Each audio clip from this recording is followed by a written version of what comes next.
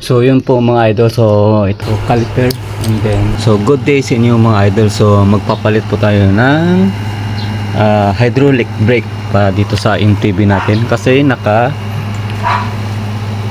mechanical brake siya.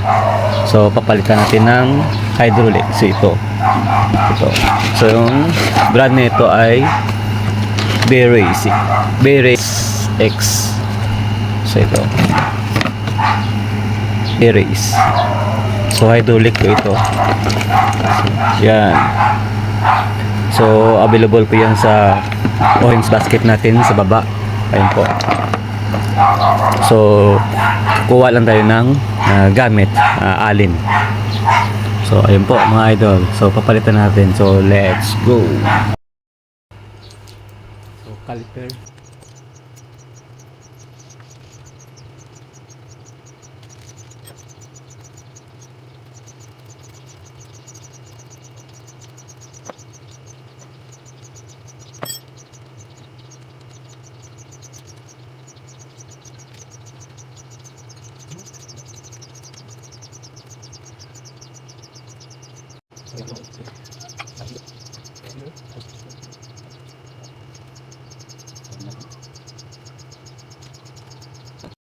So yun po mga idol, so ito na po bagong hydraulic.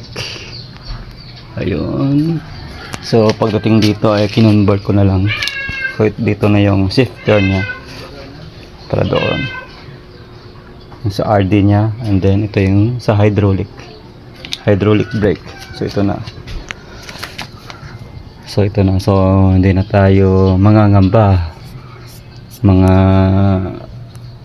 kapag ma-traffic kasi hydraulic na. So mabilis lang mag-stop. Ito bago na. So ayun po. All goods na mga idol.